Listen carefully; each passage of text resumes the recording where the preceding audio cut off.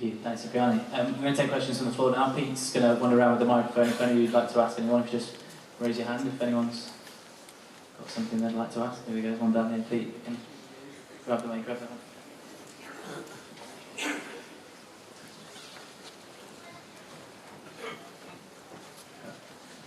Steve, when's the new number 8 coming? Sorry. Middle of November, when the internationals are finished.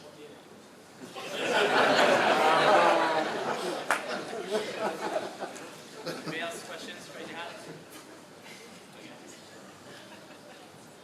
This is in general. What's your main focus? Is it the qualifying for the Heineken Cup, or is it getting very good at stages in the Ireland Challenge Cup? Are you going for knockouts or? Well, to be honest, the bread and butter, as we see it, is the league, and closely followed by the Amlin. The Amlin's a really competitive competition. I know the club's won it twice, but the Heineken Cup sides dropped down in the latter stages. So we see them as the priorities, really. And I think the LV is a great competition, but again, it's those two are the ones that are our first choices. The LV next week we kick off against Bath at home, just by virtue of what I said before about squads that stick to the salary cap. You only have 40 players, so it's not as if you can rest 20 to play in this competition. So our squad is again similar to Exeter, where you see 10, 12 playing every week because they have to play every week because you have nobody else. So, but in priority, we want to be a top 6 side. We want to be up there, which gives you automatic qualification to the Heineken. Goodness knows where that one's going at the moment, but we'll see. And to play in the European competitions gives your younger lads a good opportunity to play in different environments in France, Italy, Ireland, what have you, which does increase their knowledge. So, answer the question, the league is our first and foremost, followed by the Heineken.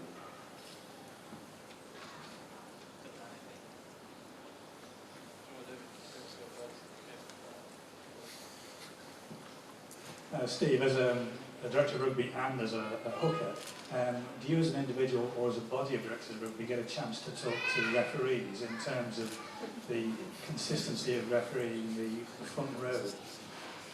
Because I get the feeling that listening to all directors of rugby, it seems an inconsistency in how it's ref from match to match. I don't know whether you'd agree with that. Yeah, well, I think the big problem is we have a good relationship with the referees, regardless of the fact I was banned for 26 weeks 2 years ago. We're chatting to Mr. Barnes, who we've got on Friday. We have a good relationship, we have to work with them. The difficulty of rugby union is so subjective. When he's making his interpretation into what's happening in the scrum, there could be 15 things going on, and generally they haven't got a clue.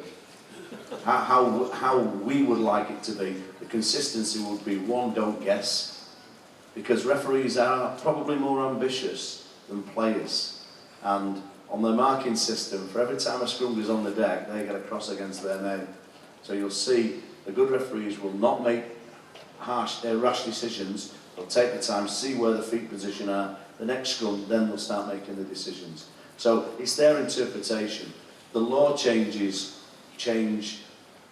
quite often for us. The scrum law now, apart from the bind, is pretty much where it was when I was playing 13 years ago. You know, the ability for the hookers and to strike against the head, the ability of the tight heads to put their heads in positions where they couldn't get them in when you were hitting across a gap. So it's difficult for the refs. In the Southern Hemisphere, a chap was talking to me early doors about the last South African-New Zealand game where there's virtually no collapsed scrums.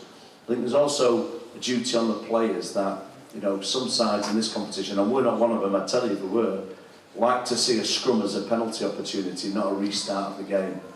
And I think that the way we coach is we want to get it as a restart and get the ball in Sam Tutuko's hands. You know, we don't want to see just kicking penalties. So again, it's difficult for them, but again, as difficult as it is for us to get that interpretation when nobody else has done it in September, it is for the referees, you know. So it's a bit of a conning job, really. As Danny's now a reformed man and I'm recently divorced, can I have your black book? No, that wasn't a question, sorry, that wasn't a question. Question for Danny and Steve. In the room there's a lot of juniors, and it's great to hear, Steve, you say that you know, the future of Sale is looking for, you know, bringing lads up and bringing lads from the Northwest, so that will be music to the ears of a lot of the boys here. Is there one bit of advice you can give to a 14, 15-year-old that really wants rugby as a career, that's just something they'll remember, whether it's anything about, you know, diet to lifestyle to attitude to anything, that's something, a nugget that they can take away as, you know, hopefully to aspire to be here and become a, you know, a Danny Cipriani or a Mark Quater or, you know, one of the other guys? Yeah, I think most of us who came up whichever way, playing through school or being dragged off the street by somebody who thought, you know, you could do better with yourself playing sport. I think it's the detail to repetition, I think. You know, the respect comes with playing the game, of the coaches, the parents. Generally parents are coaching at kids level. But again, it's just the repetition. We talk about it at the top level, about the language I use is it being boring sometimes, because it's just repeating your skill set and what you do. And again, there's many books written by far better sports psychologists than I've ever spoken to, but you know, there's a thought process that to be a professional sportsman you need to knock in around 10,000 hours of practice, and they're probably right.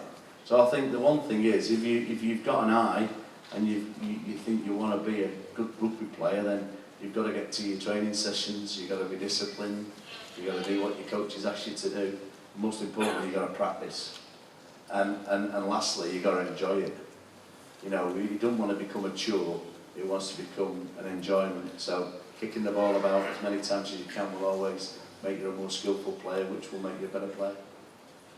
What do you think, Danny?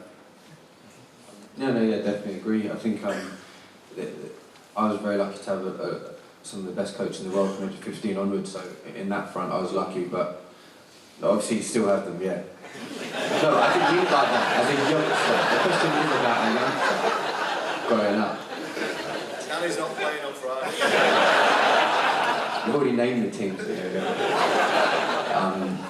No, I think for me, even to this day now, I just watch a lot of rugby, and you just watch the best players, and there's players all over the world that you respect, especially internationals and things like that, and you know, you try and understand what they do and why they do it, and break it down. And you know, I think the new BT show is fabulous, because it breaks down a lot of things that perhaps there was a bit of unsure about, where professional players might know, but you know, fans or youngsters watching might be a bit, you know, unsure of what's going on. So I think just things like that, and getting to games, watching the atmosphere and seeing the buzz, and you know, they'll walk away very excited and putting more effort in ours, I guess. Anyone else got a pressing question to ask? I think we'll call that a wrap then. Sorry, far side.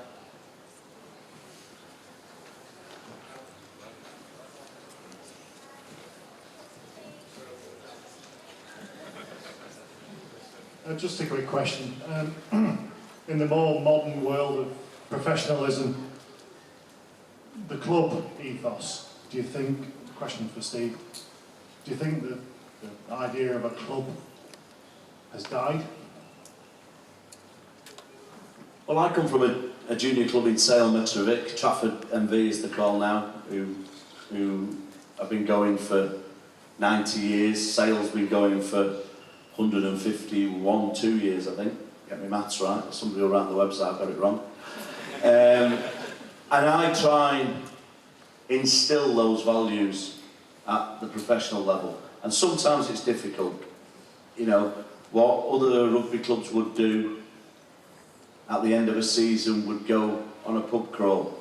And no disrespect to what happened to us, we really can't do that anymore. In the public eye, you cannot be seen to be doing that for all sorts of reasons. But down at the base level, in the changing room, at training, you know, if somebody turns up late at Sale, they don't pay a fine, they have to wash somebody else's car. So you find that not many people are late at Sale.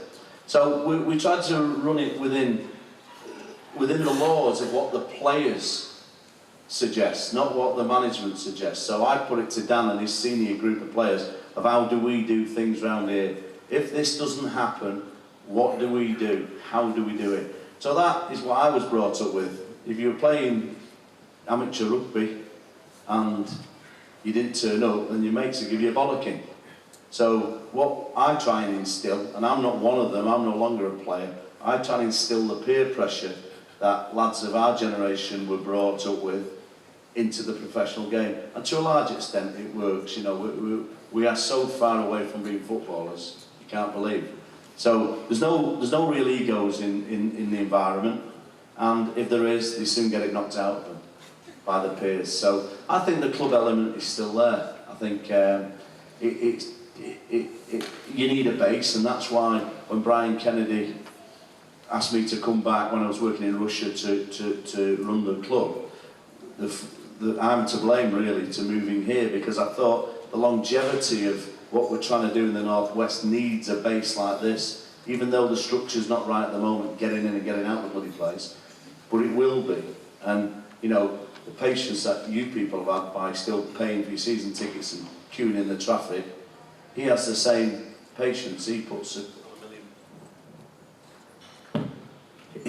couple of million pounds a year in to support us, and without him we wouldn't have a base in the Northwest. So again, the club ethos has to work. The fan base, the spectators who travel away are fantastic. You know, the players Danny takes, Dave Seymour will take the team across to the 200, 300 speckies who come to every game, and it's really appreciated. You can't believe the lads talk about it on the way home in the changing rooms. And again, that club element, Robbie Dixon and Alan Blease, 170, 166, they're our kit men.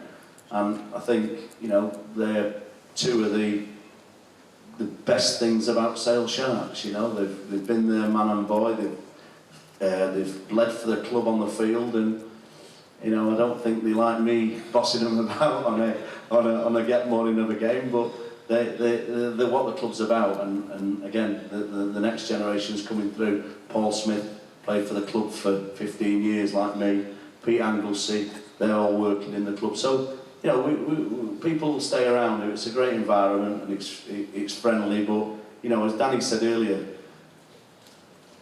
when we take our nice head off, we want to win games. We're not here to piss about. You know, we want to win, and if we can win as many times at home and away from home, then great. So, you know, the club element's there, definitely. Anyone else? One final question, anyone? No? We'll call that a wrap then. Thank you. I think it's a round of applause for Steve and Cipriani.